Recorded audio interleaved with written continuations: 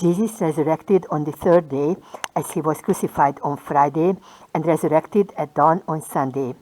In fact, he was only as much in the tomb as the chosen people had to spend in peace. They were not allowed to leave their homes because of the Sabbath. The women already bought the anointing on their way home from the tomb on Friday and went to the tomb early on Sunday to embalm Jesus' body and bury it properly. 14th station. Jesus is resurrected. I would like to highlight three things about the resurrection of Jesus. The first is that he appeared to the women first because they went to the tomb. In the Gospels of Mark and John, Jesus first appeared to Mary Magdalene.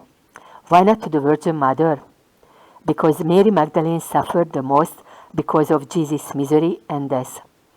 Our Lady was full of grace, therefore she had an extremely strong spirit. However, Mary Magdalene did not have so much grace then, but she loved Jesus endlessly, and her soul was completely broken. My second point is related to the first one. Jesus says to Mary Magdalene, who kneels down before him and holds his leg tightly, not wanting to let him go, "Let me go. I have not yet ascended to my Father. Rather go to my brothers and tell them, I am ascending to my Father and your fathers, to my God and your God." This might seem to mean that Jesus is not God, since he says he will ascend to his God. Jesus became flesh and left the Father's house. He renounced his divinity. He was no longer equal to God in a material body. As a human, he became lower than God.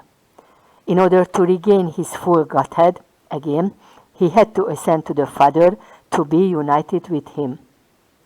Because of his great love for us and pity for the weeping women, Jesus did not go to the Father at first.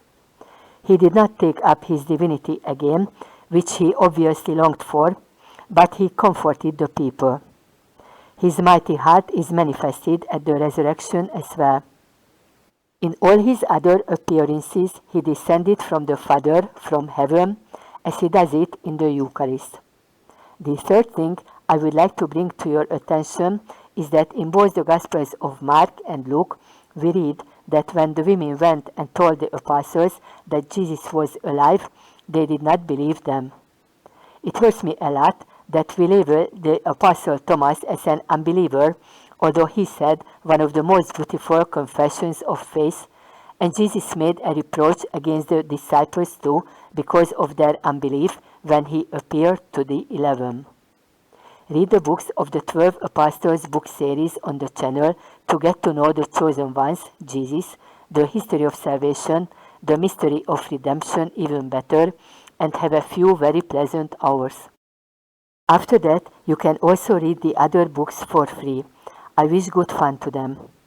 I would like to ask you to subscribe to the channel so that we can continue to help each other. Thank you. I wish you a blessed Easter.